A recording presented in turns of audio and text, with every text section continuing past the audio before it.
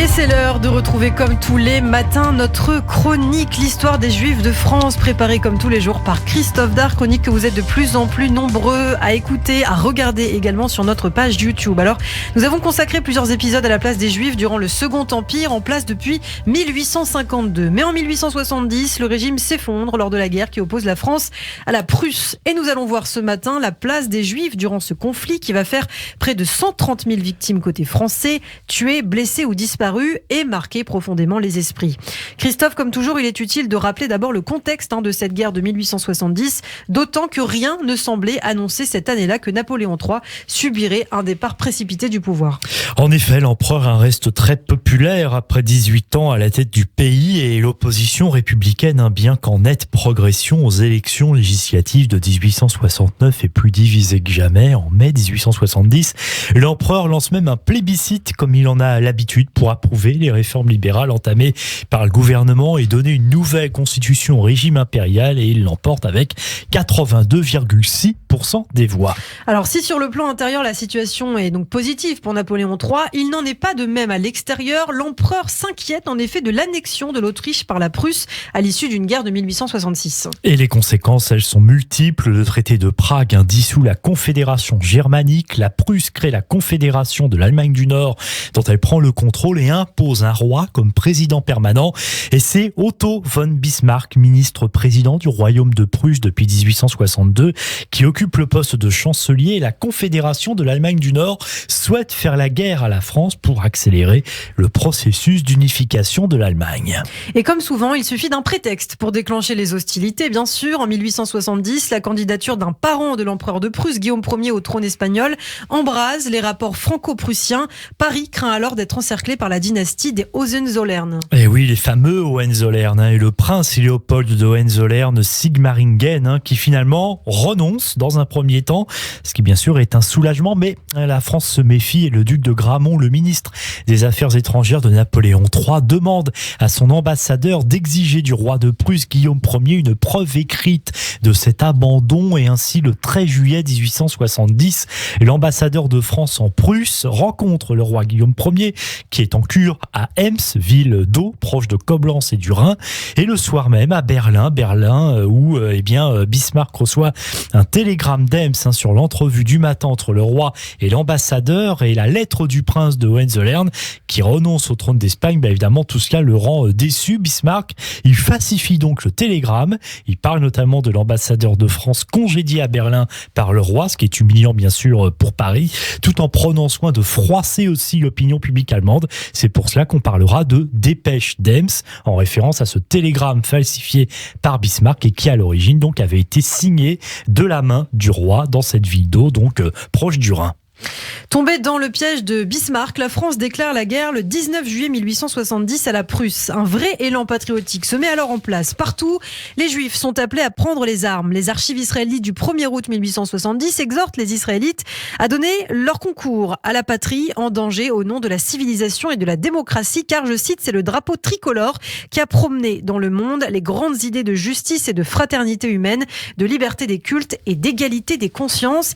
Certains Juifs qui s'engagent ont à peine 15 ans. Oui, tout à fait, mais très rapidement, l'inquiétude gagne la population française. Alors d'abord, les milieux d'affaires, bien sûr, notamment d'ailleurs juifs, qui s'inquiètent de ce conflit qui risque de remettre en cause le développement économique très important à l'époque en France et du même coup les échanges commerciaux avec la Prusse et une partie de l'Europe. Et puis, dans les rangs de l'armée, bien sûr, où c'est vraiment la panique, les soldats français sont moins nombreux, moins équipés que les Prussiens, qui entrent sans grande résistance en Alsace en août 1870, et il faut le rappeler que c'est en Alsace que vivent la grande majorité des Juifs français. De nombreux Juifs meurent ou sont blessés au combat dans ce qui ressemble bien à une débâcle de l'armée française finalement. Lors du siège de Metz du 20 août au 28 octobre 1870, 44 Juifs sont blessés, dont 8 sont officiers ou sous-officiers. 7 meurent des suites de leurs blessures. 3 aumôniers juifs, les rabbins de Paris, Toulouse et Thann en Alsace, sillonnent les champs de bataille en ambulance. Ils se rendent dans les hôpitaux au chevet des soldats blessés pour les soutenir et les consoler. À Metz, l'évêque visite l'hospice israélite et distribue des médailles de la Vierge aux soldats en présence du grand rabbin de France, Lazare Isidore, originaire d'ailleurs, lui, de Lorraine. Mais évidemment, en raison de la boucherie, entre guillemets, que représente le début de cette guerre, même si des rabbins et des habitants se mobilisent et transforment de nombreux lieux en hôpitaux, la communauté juive est débordée. Et il faut souligner d'ailleurs là le rôle important des femmes juives anonymes, mais à l'incroyable dévouement, comme le rappelle l'historien Philippe Landau, dont les travaux sur la guerre de 1870 m'ont aidé à préparer, à rédiger cette chronique. De nombreuses familles deviennent effectivement infirmières et courent sur les champs de bataille pour sauver des centaines de soldats. Même la veuve de l'ancien ministre des Finances de la Deuxième République, Michel Goucho, met la main à la pâte, si on peut dire. Elle se propose comme infirmière. Beaucoup de femmes s'impliquent dans les sociétés de bienfaisance et la baronne James de Rothschild offre même sa propriété de Boulogne-sur-Seine à l'armée française pour recueillir de l'argent. Malheureusement, ces nombreux dons offerts par des juifs d'un peu partout sont insuffisant. La France ne résiste pas longtemps face à l'ennemi prussien, Christophe. Le 2 septembre 1870, l'armée française capitule à Sedan dans les Ardennes et Napoléon III est fait prisonnier. La République est immédiatement proclamée et un gouvernement d'union nationale est mis en place. Adolphe Crémieux, encore lui, le premier président de l'Alliance israélite universelle fondée à Paris en 1860, revient donc au ministère de la Justice à l'occasion donc de cette proclamation, de la mise en place de ce gouvernement de la Nouvelle République.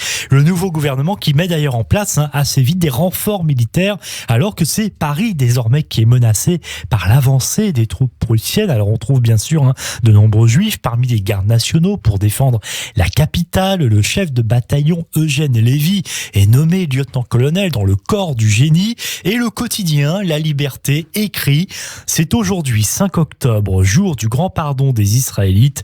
Combien de milliers de soldats n'y a-t-il pas en ce moment dans le temple?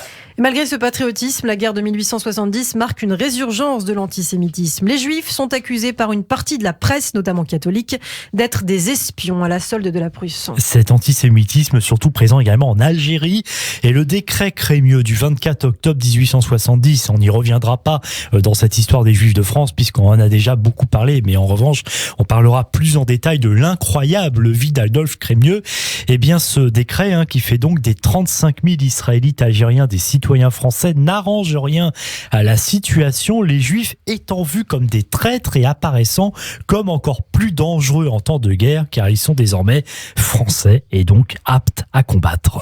Le 28 janvier 1871, malgré la vaillance de l'armée française, l'armistice franco-allemand est conclu entre le gouvernement de la Défense nationale et le gouvernement impérial allemand. Mais cet armistice est perçu comme une trahison par une partie de la population française, ce qui provoque des insurrections, notamment à Paris, où l'on entend résister à la fois contre l'occupant et contre les Versaillais pour désigner ceux qui reconnaissent l'autorité de l'Assemblée à majorité monarchiste installée à Versailles. Oui, il y avait eu des élections, effectivement les monarchistes l'avaient largement emporté, mais donc là ça ne plaît pas pour beaucoup de Parisiens et pas que d'ailleurs, et donc en fait c'est ce qu'on va appeler tout simplement, Ilana, la commune de Paris, 22 000 juifs parisiens au moins engagés, alors que les plus aisés ont quitté la capitale. Et bien donc 22 000 juifs parisiens vont s'engager dans cette commune. Elle va durer, cette commune, 72 jours, du 18 mars 1871 à la fameuse semaine sanglante du 21 au 28 mai, où en fait vous avez les troupes versaillaises qui rentrent dans Paris et qui tout simplement font le ménage en assassinant les communards. D'ailleurs certains diront que la commune est finalement peut-être l'acte de naissance au niveau international du communisme.